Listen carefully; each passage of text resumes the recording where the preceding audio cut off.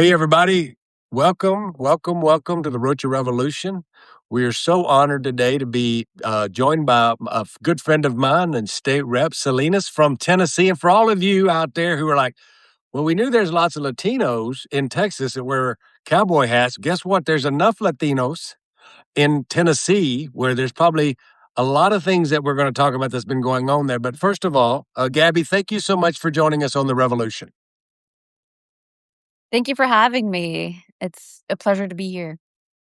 So before we get into all of this stuff about you being a big state rep and having all this power in Tennessee and probably, getting statues built in Memphis, let's talk about your journey. I would really like to know how your family made its way to Tennessee. And just so you know, on my mama's side of the family, where the white blood flows through our veins, my granddaddy, Charlie Bussell, came from Tennessee when he came to East Texas. So Oh, I have roots from Tennessee as well. wow, I did not know that. Yeah, so Um, my father's from his people from Guanajuato, Mexico, but my mother's people were from Tennessee. okay. Oh, where in Tennessee? I think it was, somewhere, in the eastern part, up in by the Appalachians. Sounds like it would be a East Tennessee person because West Tennessee is very different than East. But yeah, so my family non-traditional way of arriving at the in the United States. My family came here so that I could receive treatment for cancer. I had a rare and aggressive type of bone cancer, and my family knew that we needed to find treatment outside of Bolivia. That in Bolivia, I would more than likely die. And they seeked for that treatment in New York, and in New York, um, we can't treat you. And a reporter found out about my story and wrote about it and said, that without treatment I would die, and that the hospital was asking for $250,000. Marlo Thomas read that article, and Marlo Thomas is the daughter of Danny Thomas, who founded St. Jude Children's Research Hospital. Oh, we lost Gabby. What a great story. I'm sure she'll log back on. But for those of you who are listening live, Gabby Salinas, who I was in the middle of interviewing, her internet was a little unstable. She's a state rep from Memphis, Tennessee. And I wanted to have her on because of all the redistricting stuff that's been happening after the Supreme Court decision, because Tennessee was one of the first places where this actually went down. I'm gonna see if I can add her. Hang on just a second.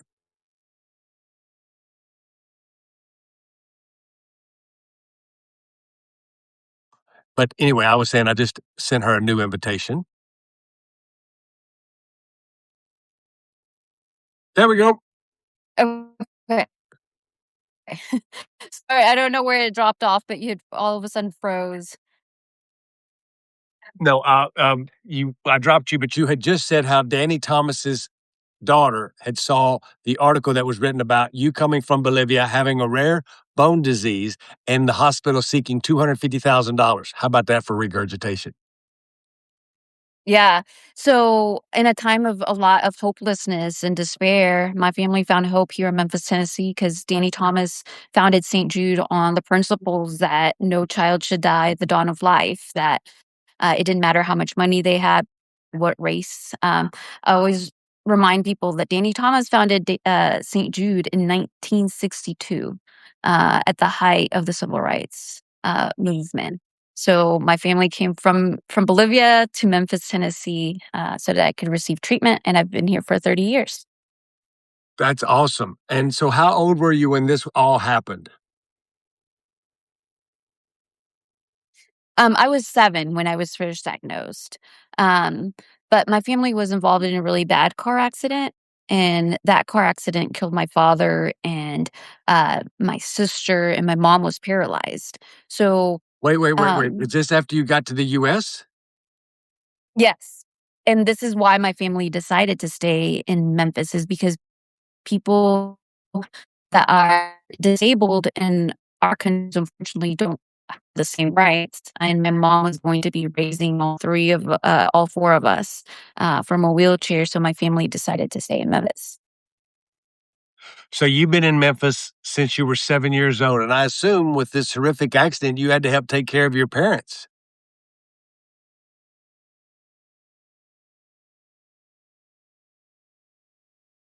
Gabby, Keeps can you cutting off and on. Yeah, I think that's some of your internet. Try to close, some of your windows that you may have open. Well, you're on your phone, so you may not have any windows open. Yeah.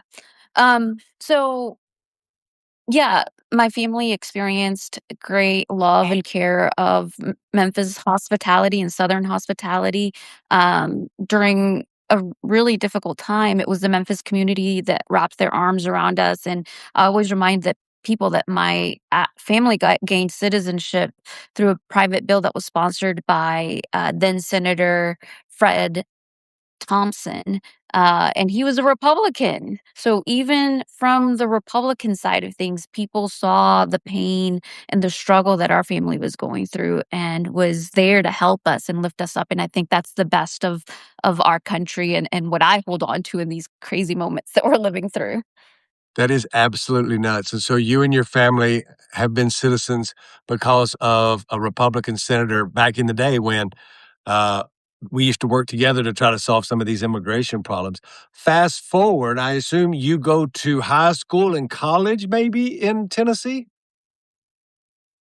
Yeah. So I always say I am homegrown talent. Memphis, I went to high school here in Memphis. I went to college at Christian Brothers University here in Memphis, Tennessee. I have a biochemistry degree in undergrad for my undergraduate degree, and then a master's degree in pharmaceutical sciences. But I ended up going to work at the hospital and doing research there, and got to work alongside people that worked to save my life. Um, and Memphis has been my home. I grew up here. This is where I went to school, and I have chosen Memphis time and time again, and I will continue to choose Memphis because and I will never give up on Memphis because Memphis never gave up on me.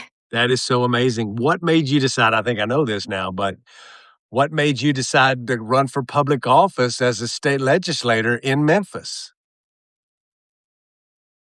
Growing up in a time before the Affordable Care Act passed, where people could be discriminated for having a pre-existing condition and really anything being a pre-existing condition, all the way from pregnancy to depression, and really facing the adversity. I think people look at my life and they say, "Oh, wow, she's really faced some adversities." Well, I would say that the biggest hurdles that I had to cross and that I had to overcome were discrimination that I felt from the insurance companies and the homes. I'm like, "What do you mean I can't have access to the insurance because I had cancer when I was 7?"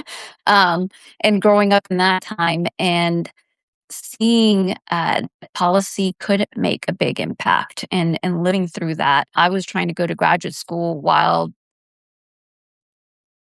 passed that made it illegal for companies to discriminate against people that were now adults. So when the Affordable Care Act passed, pre-existing conditions went away for kids immediately, but the provision for adults didn't kick into 2014. Well, I graduated college in 2011, so seeing how these things were impacting my day-to-day life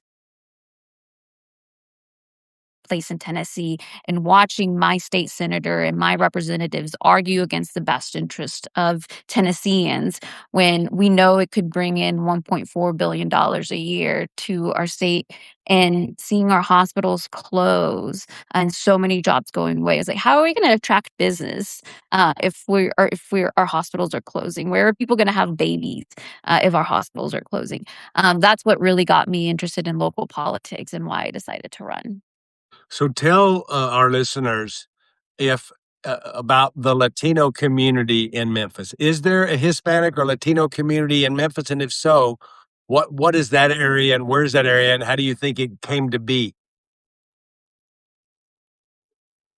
Yeah, so we do have a Hispanic presence. It's so funny.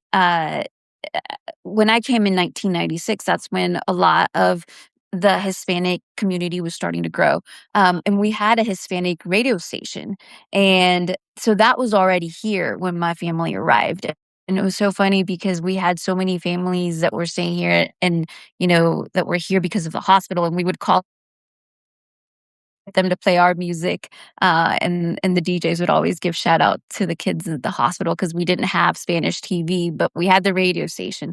And then more businesses started to come. I think geographically, just because we're in the middle of the country, that lends itself to a lot of construction companies being ran out of here. FedEx is here, so I think that's what has brought a lot of Latinos here. But we have a growing community. We have about, I think, 25,000 students in Memphis and Shelby County city schools. So we're here, and we're growing. So you're a state legislator in Memphis. And tell me about your district. Where is it? What's the makeup? Do you represent the hospital? What do you represent? Yeah, so I represent the northern part of Memphis. And that's where I grew up. I always tell people I learned how to speak English in a public school in North Memphis, Tennessee. That's where I learned to speak English from my ESL teacher that taught all these little kids from all over the world. Um, and it has a lot of community. It's very gerrymandered. I ran against a Republican in 2020, and I got gerrymandered out of his district. So I only lost by 200 votes. So they made sure that I wasn't in that district. So now I'm in a different district that expands all the way from an area we called Cordova, which is like the suburbs, all the way almost to downtown. So it's this long, skinny snake, which I think tells us a little bit about the opposition here. And my house is in this like 2-block area that got cut into that district. And that district is predominantly Democratic. I replaced a person that was ready to retire because I wasn't interested in running against a Democrat. I was like, we need to flip seats. And when he retired, he approached me about running in his seat. And I was like, well, let me look at it. But my district is diverse. We also have La Pulga. The flea market here in Memphis is in my district. I get to represent many of the people that are small entrepreneurs that are starting their businesses. I get to represent some of the oldest Black districts in the entire country. I always say Juneteenth became a very popular thing after Black Lives Matter and the George Floyd killings, but my district has been celebrating Juneteenth for almost 40 years. And that was started in the Douglas community by one of the members of the community that thought it was very important for kids to know their history and celebrate freedom. And so that's a little bit about my district. I also represent the zoo. And there's a park that I represent where Memphis citizens sued the government for the ability to go to the park. We had discrimination segregation where only people were allowed to go into the park only on certain days if you were Black. So that case went to the Supreme Court. And I think one of the things that I want people to remember in this moment is that Memphis provided a lot of the liberation that you get to enjoy. The liberation that you get to enjoy in other parts, even if you're not from Memphis, came through the South, came through Memphis, came through Martin Luther King being in Memphis, came through Danny Thomas establishing his hospital here in Memphis that now provides care and cures for the entire world. So um, that's a little bit about my district and the impact that Memphis has had in our entire country. That Supreme Court decision was Watson versus the city of Memphis, for people that are curious. So, to get to the point that I wanted to have you and what made me think about you is that the Supreme Court ruling that Gabby, Rep. Salinas is talking about is where the Supreme Court went in and gutted the Voting Rights Act. You can call it whatever. I'm using my words, which is gutted, which means that they didn't have to give Black people representation based off of race. And in Tennessee is one of those places that right after it was done, and you should know this as backstory, I'll tell it so Gabby don't have to. is that Tennessee had already lived through redistricting. They'd already gotten rid of the one Democratic seat that they had in Nashville and split that up into 3 or 4 places so that the Democratic voting power of Nashville would be split into multiple areas. So that left only one congressional seat that had historically been a black seat forever, and it was represented by Harold Ford, his father, then the son, and then actually, you don't know this, Gabby, but I ran special election down there against the white current rep because I was helping a black woman named Nikki Tinker run for Congress way back in the day when that seat was open because she was the daughter of a steel worker because her mama was a flight attendant for whatever that regional airline is out of Memphis. I think they're Northwest Airlines. Anyway, Yeah, it I, used to be Northwest. yeah. And so that's before Steve Cohen, who is the incumbent, got elected. And Steve is Jewish American, represents the district well. That's who black people choose to have represent them, and that's their right.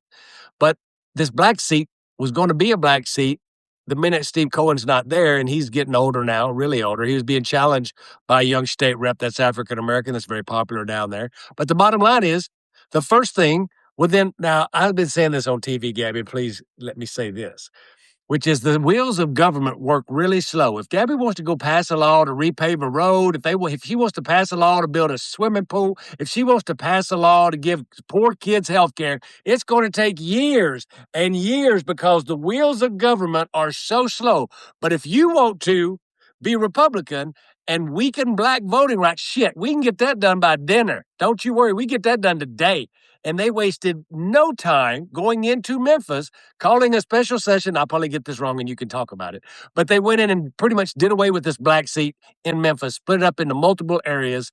And now there's not going to be any Democrats or black folks elected ever at the federal level in Tennessee. Gabby, did I miss up any of that? Yeah, and I'll say one thing about your things that your comment about things taking forever. Um, I wish Democrats would learn something from this moment is that when you have power, use it. Use it because Republicans never wait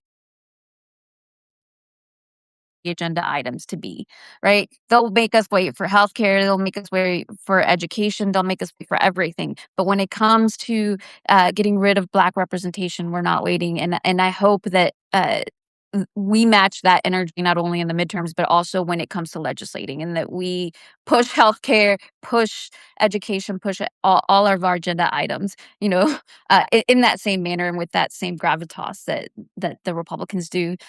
So yeah, and what is interesting about Memphis is that we are not a voting right acts district. District 9 was already black. It's always been black because Memphis is predominantly black, right? So what was so disgusting about being at the special session and then discussing how they were going to break up this district solely, their messaging was this is solely on partisanship, and it was so crazy for them to try to answer and get around, the questions that we would ask, like, is Memphis a black city? Is Shelby County a black county? Do you know the racial makeup of Shelby County? I'm like, you could ask anyone from Tennessee and they would tell you, yes, Memphis is a black city. I mean, to the point where a senator who had gone to law school here in Memphis was denying that he knew anything about the racial makeup of Memphis. And the reason why they were doing it is because their lawyers were advising them that if they were to speak about race, that this potentially could be challenged. So their whole thing was like, no, we're doing this for partisan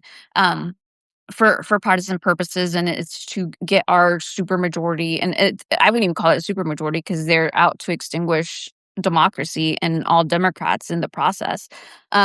So I mean, it was laughable to watch it happen. And obviously people were matching that energy in the hearings, and watching people deny the racial makeup of Memphis was insane.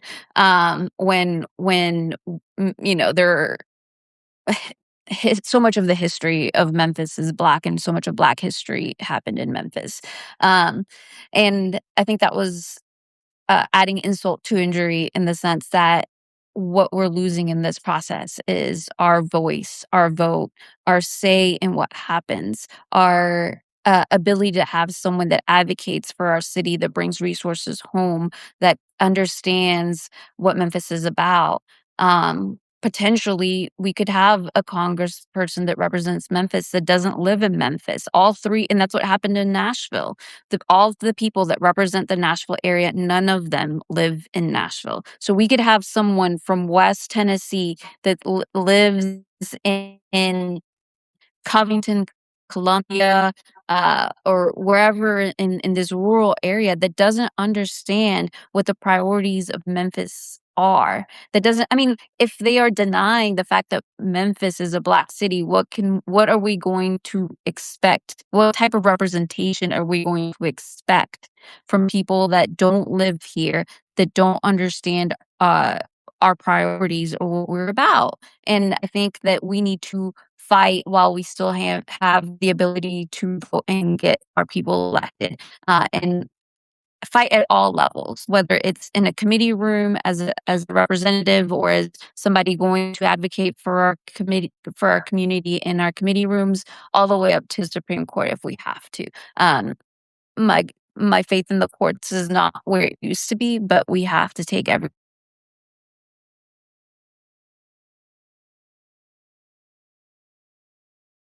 Uh, Let me ask you, we were talking when we came online, and all of your district used to be in one congressional seat, and after they redrew the lines, is it true that now your constituents have 2 different Congress people for your little state rep race?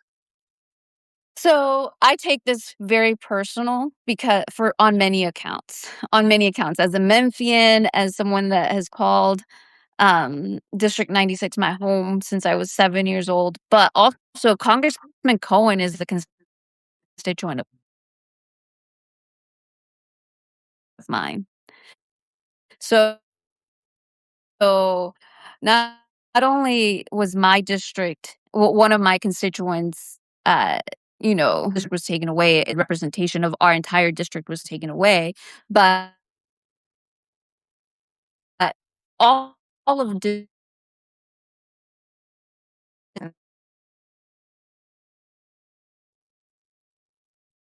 9. So we were someone from just 96 in the elections.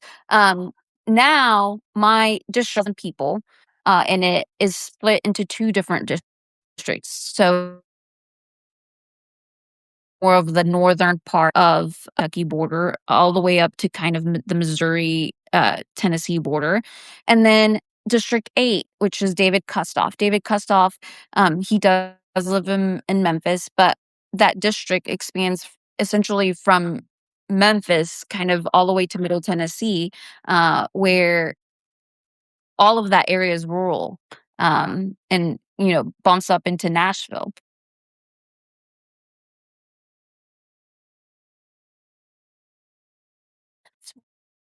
You were cutting out there for just a second. I'm making sure you're still with me. You got me? Yeah, Okay, you're here. good. You're back. Yeah, and so we were talking about how there's these, Congressman Cohen is your constituent. You talked about how they broke this up.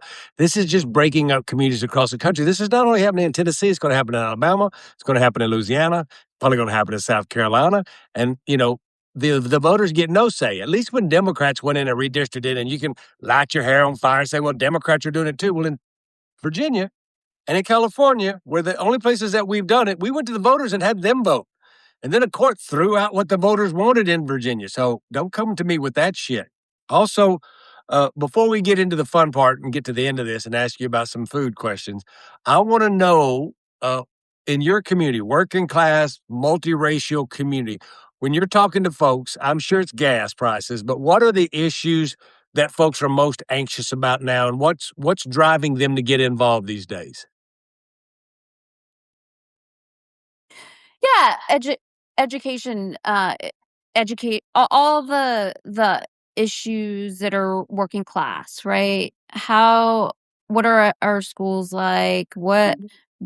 How much does my job pay? Healthcare, anything that's coming out of your pocket, is very important. But in terms of a takeover.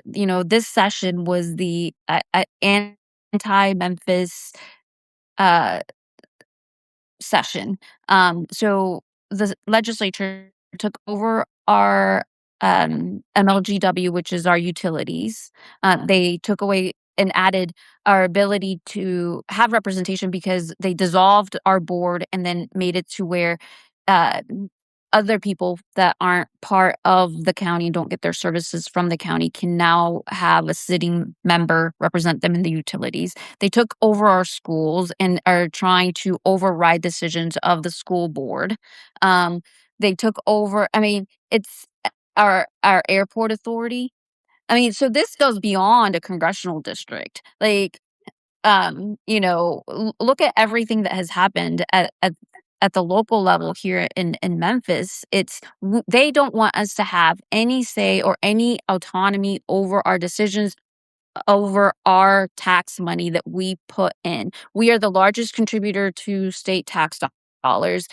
Yet, every time that we wanna use those dollars, right? Whether it's education, whether it's healthcare, everything is a block, everything is no. We have our duly elected, school board members. "Nope, you can't have say, we're gonna replace those people with, people that may not come from your community that are gonna be this oversight board that are assigned by the governor, the speaker of the house, and people that aren't elected." So that is something that my district really cares about. Will Memphis have a voice? Will the people that we elect for our school board or for our other offices, will they be able to carry out the work that we want them to uh, take out, take on? And that has been a huge issue in my district. Are you fighting for Memphis? Are you fighting for our voices to count and for us to have self determination on how we want our community to look like and where we want our resources put in? So we're getting to the end of this time now. I want to have you back so we can go longer, but I have to ask you two questions and I'll put it into one so you can give me two answers to kind of lighten the mood a little bit. We've been talking about some heavy shit here, which is very important. People in Memphis are getting fucked. People are out there trying to take over all kinds of shit. We got to get our courts back in line. We get that. But there's two things in my culture. I'm going to put my culture on yours, which is Mexican redneck. There are two things that make me happy when I'm looking, other than my wife and my family and my grandsons. It's food and music.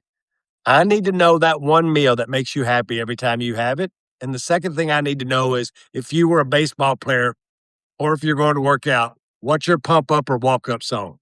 Go food first. Okay, well, this is why I love you, because you're real. You're real and you talk to real people and you talk to them in a real way. But I have to represent for Memphis, and I know that they wouldn't want me on here with a Texan and not represent for Memphis barbecue. Oh, here we go. The dry rub. We have some of the best barbecue in the country. When I was down there working on that congressional race with Nikki Tinker, they tried to do the same thing. They're like, y'all put too much sauce on them ribs. And I'm like, whatever. It's good barbecue. Well, it's always a fun rivalry between Texas and Memphis. All right, we'll get off the food since you don't know anything about food, and we'll talk about music.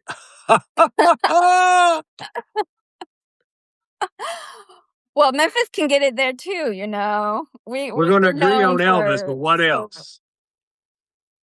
well, so I'm a very much of an old soul. I do like, Glorilla right now is great, and I do enjoy her music, but I do love Mavis Staples. Like, again, I'm really old in my taste. And I recently got to see her perform with Allison Russell from Nashville. Got to see them perform together, and that was really cool. But yeah, Mavis Staples, I think a lot of her stuff was here in Memphis.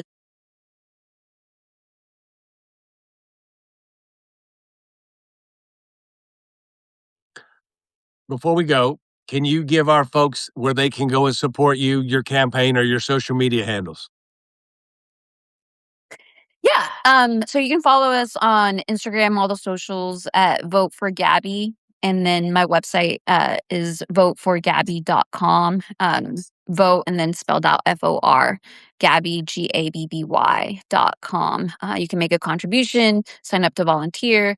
We have an August election coming up, so we will be working on getting reelected and then also working on helping other Democrats win. State Rep Gabby Salinas. We're so happy to have her on. Y'all wonder why I've been interviewing all these people, because who would have ever imagined in Memphis, Tennessee, there'd be a badass Latina who's running shit down there. I want y'all to support her. I want you to donate. And sister, we're going to have you back again. You have a great weekend. Let's do it. Bye-bye.